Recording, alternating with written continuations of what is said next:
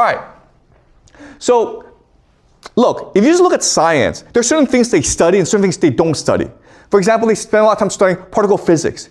Who cares? Can I ask you this question? Who cares about particle physics? They spend billions, trillions of dollars on this stupid thing.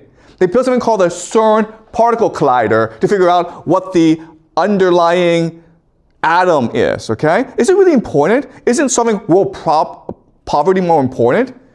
I don't know. You can take all that money you spend on a stupid collider and make sure everyone in the world has enough to eat. They don't want to do that, though. All right? You also have focus on outer space, AI, okay? So the very direction of science, it's very, very specific, okay? They're trying to achieve a materialist understanding of the world. And also, if you try to, this is the collider, okay? Again, I don't understand why they're spending trillions of dollars on this stupid thing. This is the current collider, LHC, in Switzerland, and now they're going to build a bigger one. And you see how big it is, right? What are they trying to do here? Are they really trying to figure out particle physics? Maybe, maybe not. All right? All right, guys, Jacob Frank. What Jacob Frank tells us is there are different dimensions, okay? And another dimension is Big Brother, who's a friend of his, but he's stuck in his dimension. He's trying to come into our dimension, but he needs our help. So what's CERN particle accelerator trying to do, right? Is it really trying to discover particle physics, or is it really trying to break the dimensions, like they did with the nuclear bomb? Okay, do you understand? People believe the nuclear bomb, it was really about creating an interdimensional portal for Big Brother to come into. And now people are saying, is it possible the CERN particle accelerator is trying to bring in these interdimensional demons to our world to conquer us, to enslave us? That would make a lot more sense than particle physics, okay, guys? All right. What does science not study, okay? It doesn't study consciousness, which is the number one problem in the world, right? Wouldn't it be nice to know how we think, okay? Wouldn't it be nice to know how I come up with the ideas I do in class and teach it to you, and how you respond to my ideas? Which is that a much more basic problem in particle physics? We don't do that, guys, okay? There's absolutely no money or very limited funding in the study of consciousness. Imagination, intuition, anything in material spirit, okay? Like ghosts or spirits, we don't study at all. Religious truth. We also don't study kindness, happiness, and love. Okay? We don't study what is the basis of these things. We don't care. We don't study telepathy, connection. We don't study intelligence of animals and plants. We also don't study ancient architecture and civilizations. So if you go to these ancient sites like Göbekli Tepe, we discussed Göbekli Tepe before, we only have uncovered 5% of it, okay? We don't care what is underneath Göbekli Tepe, because it's possible that if we were to discover everything, then it would refute traditional paradigms of the world, including evolution. All right? So science is focused on spreading one particular paradigm about the world and discounting everything else. All right? So why is that? Okay. Another thing that's really interesting about science is it hasn't really improved in the past 50, 70 years. We're spending billions, trillions of dollars on science, but we haven't really improved science that much. There have been no great discoveries. And there are three reasons why, okay? The first is specialization. You're only allowed to focus on one very specific problem. And without generalists, without being able to think of science very broadly, it's hard to come up with new discoveries. All right? The other thing is you have a very strict bureaucracy. So as a scientist, you spend most of your time actually applying for funding. You actually don't spend most of your time trying to solve the problems of the universe. And the third thing is credentialism, where if you don't have a certain PhD and you don't belong to a major research university, you're not allowed to talk about science. Okay? So because of these three reasons, it's hard to do science. It's hard to discover truth. And that's the intention. The intention is to prevent people from discovering the truth of the world. Okay? Now, science is not very good at creating new things, but it's very good at faking things. Okay? It's very good at faking things. Also, guys, it's possible they might fake something else, called an alien invasion. Science is very good at that. It's not good at creating spaceships, but it's good at faking spaceships, okay? There's a difference. All right.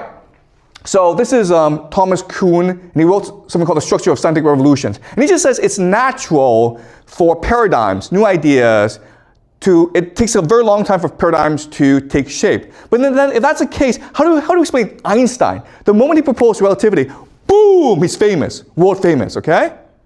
How do you explain Darwin? The moment he proposed evolution, boom, he's world famous.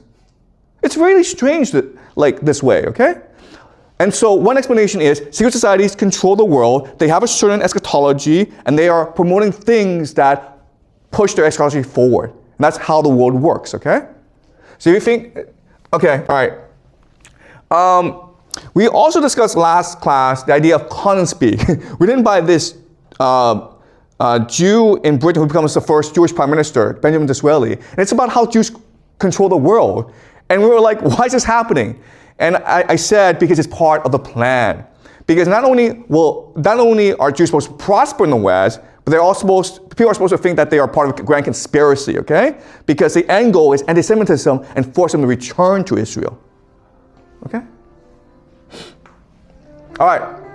So, with this plan in motion, obviously these secret societies cannot themselves come out and propose this plan. They're secret societies. Okay? So they have different individuals do this for them. This is Theodor Herzl, who is considered the founder of Zionism. The idea of Zionism is that Jews deserve their own homeland, preferably in Palestine, okay? Current day Israel. And he wrote a book called The State for the Jews, okay? And it was heavily promoted in 1896. You also have something called the Schofield Bible, okay? Which is to take Newton's plan and turn it and then explain how the Bible and the plan work together, okay? And this is called premillennial dispensationalism. Okay, don't worry about the idea, okay? Okay. All right. So 1917, you have Lord Rothschild. Okay. Balfour, the British government is sending a letter to Lord Rothschild saying, I have the pleasure of allowing you to create a homeland for the Jews. Okay? So again, this is part of the plan where the British want to create Israel, but they're blaming the Jews for it, okay? They're saying, it's the Jews who want to create Israel. Okay, so in 1948, they create the nation of Israel. Okay, this is Theodor Herzl.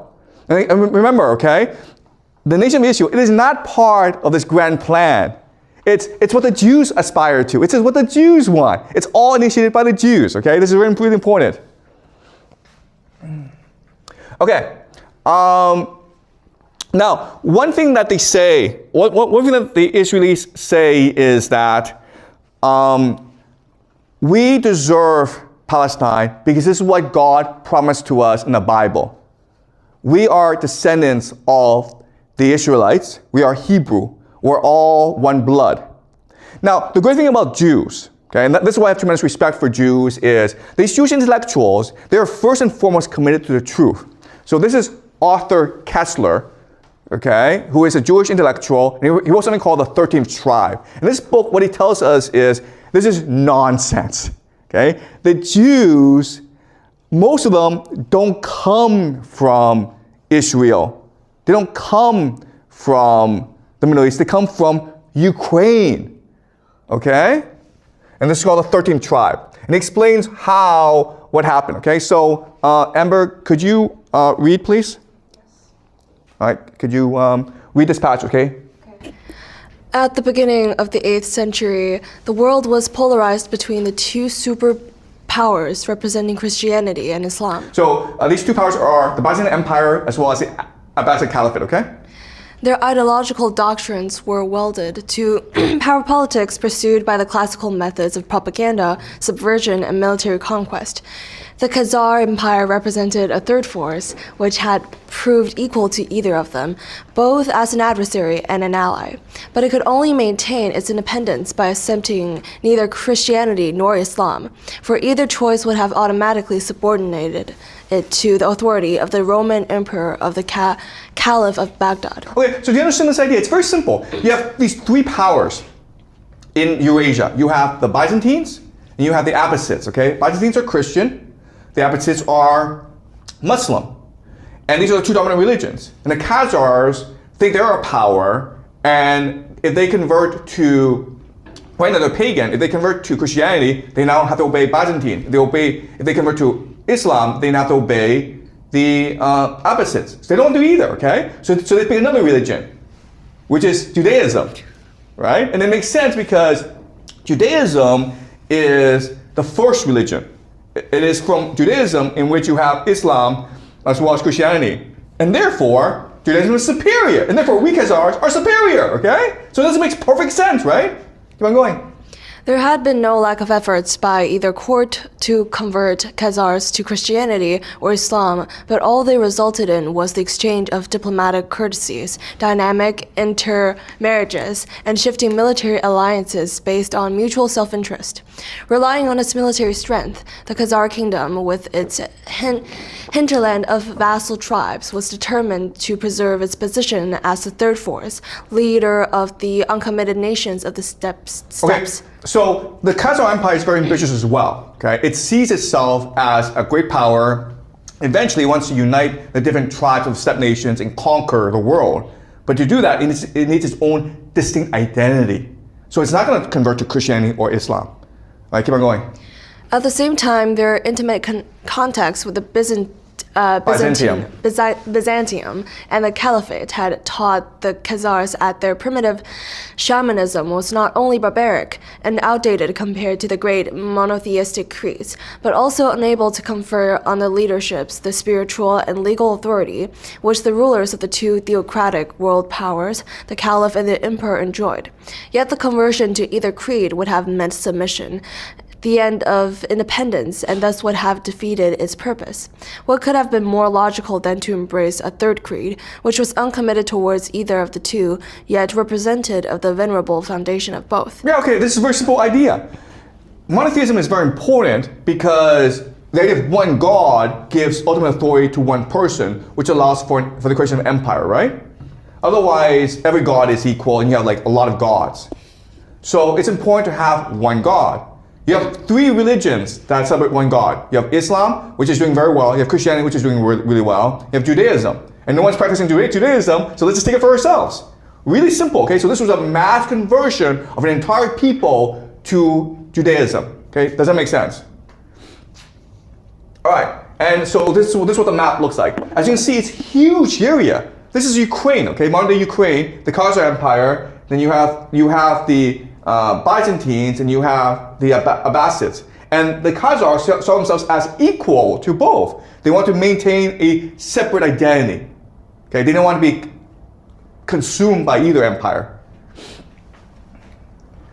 Okay, and this is another map that shows Khazaria, okay? And then, yeah. All right, can you keep on reading? The only mercy. The only mercy shown by history to those who took to flight or were driven to it was the existence of Khazaria, both before and after the conversion. Okay, so it doesn't make sense. So Jews are being persecuted in Europe all the time. They have no place to go except Khazaria, which is now the Jewish homeland. And the Jews know about Khazaria because they're traders, they're merchants, they're part of the diaspora. So information is spreading about Khazaria, and they all go there. And these Jews are heavily intellectual, and so they bring their cultural practices to Khazaria. Also, we discussed this before. What is a Jewish person? A Jewish person is not someone who is born Jewish. A Jewish person is someone who reads the Bible and accepts the cultural practice of the Jews. And therefore, it's really easy to become a Jew.